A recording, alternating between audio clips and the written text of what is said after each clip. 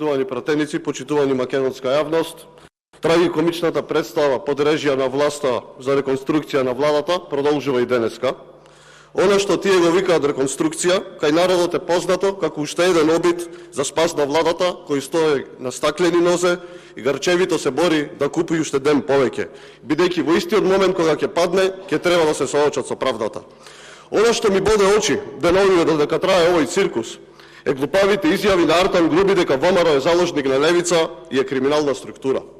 Премиер е не Ковачевски, туку Груби, бидејќи Ковачевски е само маскота која што треба да подпишува она што сака Дуи.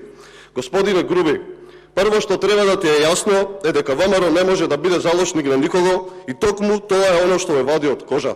Што не можете да го контролирате ВМРО како СДС и токму тоа е оно што ви ги меша плановите за менување на уставот. Тоа ве вади од кожа, ве тера да се чувствувате поразено и да не можете да го истерате она за кое што сте дале ветување таму горе кај тие што ве контролираат. Ниту онај лудиот сон, ВМРО ДПМН нема да гласа за уставните измени за внесување на бугарите во уставот. Јас не сакам да зборувам за партијата Левица и нивната политика. Тие ќе си кажат што имаат на оваа тема. Знаеш ли, Артан Груби, дека со секоја твоја изјава ти свесно... Пратеник, прашање и те точка на дневен ред разрешување на министр. Ниту е Апасиев, полека, ниту е Апасиев точка, ниту е Артан Груби, никој. Министерот е точка за расправа. Повели. Широко ги образложувам причините кои што се дадени од партиските штабови на партиите и токму тоа го зборувам. Заради тоа е разрешувањето. Ве молам, не ме прекинувајте.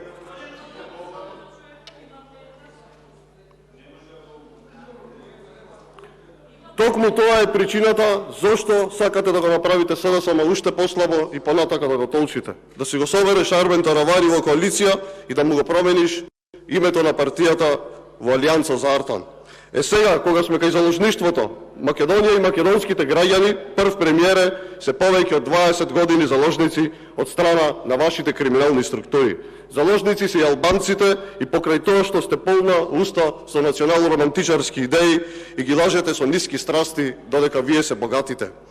И додека ти, преку твојата медиумска структура, шириш очекувања за големи држави, моите сограѓани албанци во Тетово, Гостивар, Струга, Дебар и секаде останато немаат вода, немаат канализации, немаат улично осветлување, немаат доволно храна и живеат на пропаста благодарение на вашето дивење и крадење.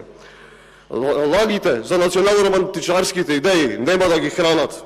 Ќе ги хранат добрите политики кои вие очигледно не ги спроведувате. Не спроведувате борба со криминал и корупција за да ги држите во заложништво албанците. Ги држите во заложништво затоа така ќе мора да се обратат во ДУИ за најобична работа. Ако не си дел од парадржавната структура на ДУИ, е многу тешко да си албанец во Република Македонија. Гледајте го Таравари. Од најголем противник на ДУИ, кој трпеше закани по неговото семејство, кој му беа тепани најблиските соработници и ред други немили настани, денес ја предводи партијата Алијансата за Артан. Но за вашите блиски, политиките на владата и како се добри. Шалтерски работник од вашата семејна фирма станал собственик на голем бизнис.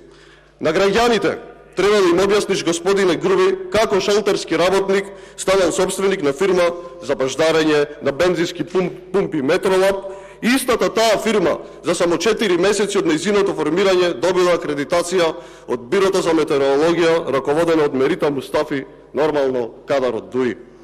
Треба и тоа како да објасниш како од шалтерски работник од вашата туристичка агенција се става собственик на сериозен бизнис.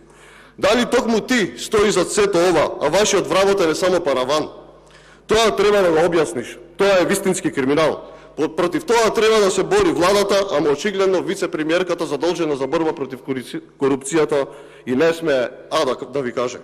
Наместо да се со ВМРО ДПМН, пробај да ја објасниш на јавноста што се случува и докаде е расветлувањето со случајот со пожарот во модуларната болница во Тетово, автобуската несреќа во Ласкарци, автобуската несреќа во Бугарија и други трагични настани. Ако сакаш, можам да те подсетам во детали. Можам и да ти кажам дека на ова ваше и мислење дека вашата моќ нема крај.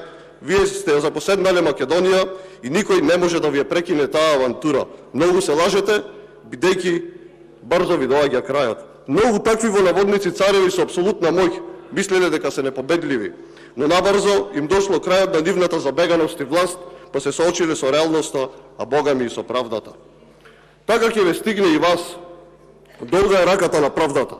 Ќе ве стигне многу побрзо, доколку и честните подржувачи на СДС се освестат и прогледат што им се случува на партијата која наводно е основале на основските темели. Нивната партија ги избриша од наслов од преамбулата на Уставот. СДСМ е партија која што стана заложник на ДУИ и во власта партиципира само со подпис за кој во иднина ќе одговара. Партија која еднаш ја продаде Македонија и сега пробува повторно. Сака бугаризацијата да ни ја продаде како парче облека на Black Friday, која ќе не чини многу. Баш како на Black Friday. Во Република Македонија во моментов се е на продажба, па земај додека има. Такво е ова владење на оваа власт. Јас сум сигурен дека знаат дека нема повторно да им помине.